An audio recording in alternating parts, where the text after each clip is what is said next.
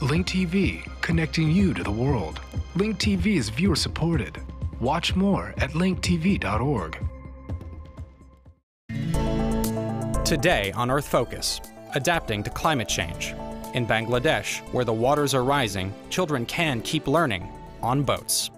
This is the subject of Glenn Baker's new film, Easy Like Water. Baker shares his insights with Earth Focus correspondent Miles Benson, coming up on Earth Focus. Bangladesh is a nation on the front lines of climate change. Flooding may force 20 million Bangladeshis to be climate refugees by mid-century. Mohamed Rezwan, a local architect, found a way to keep children learning no matter how high the water. His solution?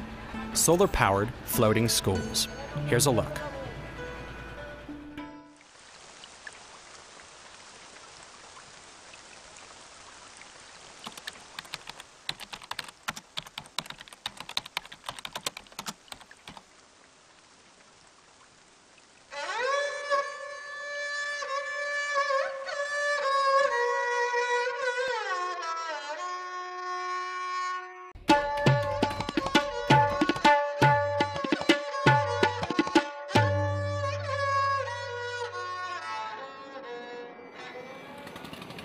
Bangladesh is ground zero for climate change.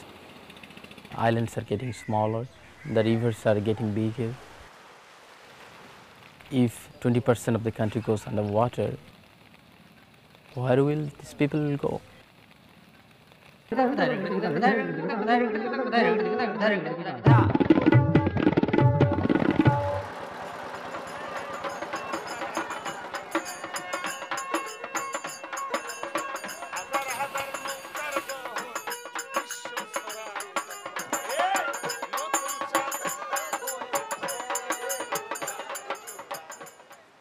Every year, schools are flooded for 3 to 4 months.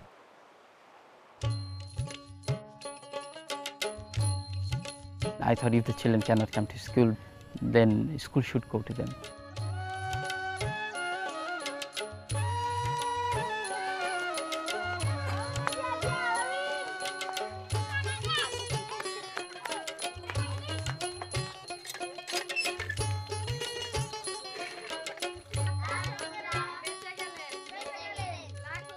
বারবার খারজা দেখি যে নৌকা school পড়াচ্ছে সকন আমি জান মায় কোনো মাই With the solar energy, we're running computers. They're getting access to internet.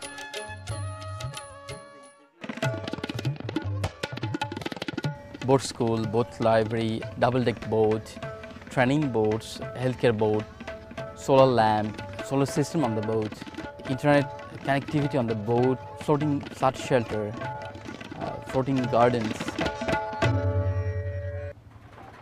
The need is so big in terms of the climate refugees we are going to have within the next few years. So we need the support from the developed world.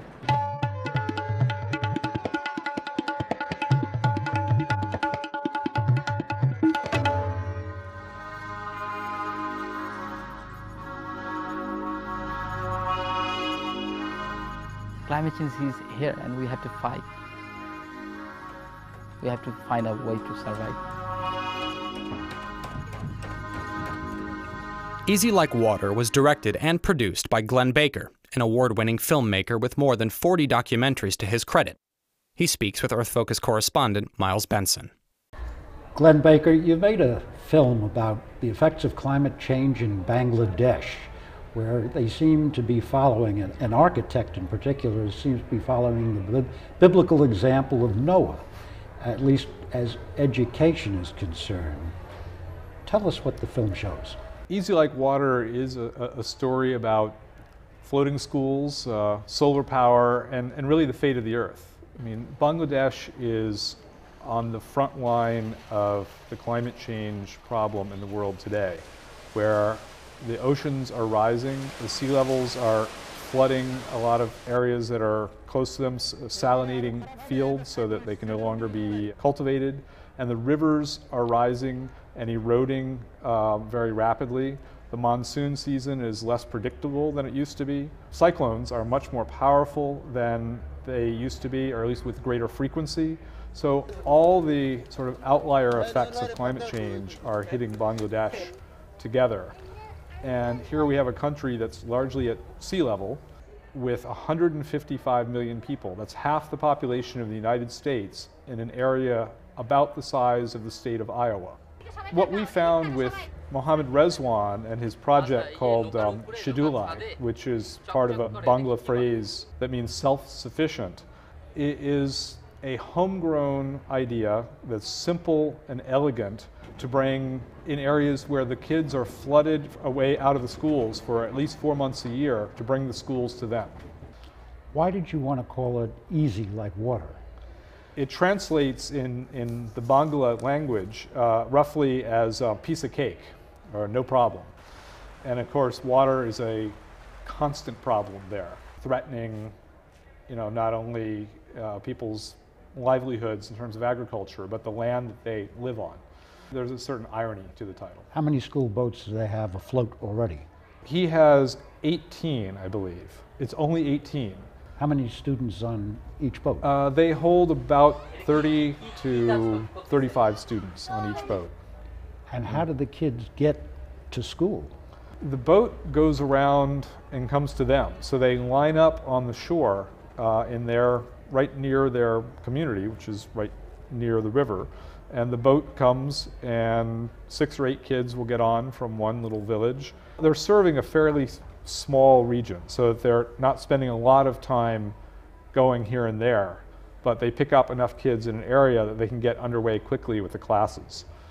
Is this a temporary stopgap approach, or is it likely to be the future of the school child in Bangladesh? He's going to be learning afloat. There are 17,000 communities in Bangladesh that are accessible only by river. And he's just serving a tiny, tiny percentage of those right now. I think with the appropriate funding and support and infrastructure, this is an idea that could grow and grow. How are the children who are attending school on these boats reacting to it? Most of them seemed thrilled by the opportunity to go to school. It might be surprising to kids that complain about having to go to school and do their homework here, but kids there a lot of them don't get a chance to go to school, especially girls and young women.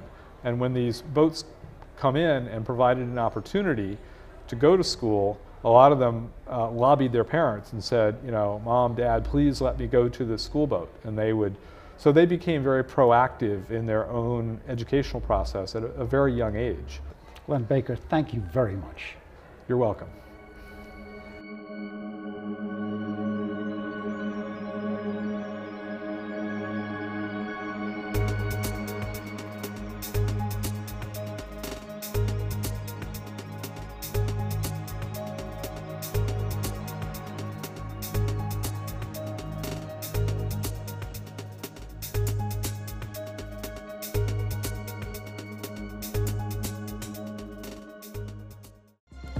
Link TV is the only U.S. network dedicated to global and national news, uncompromising documentaries, and diverse cultural programs.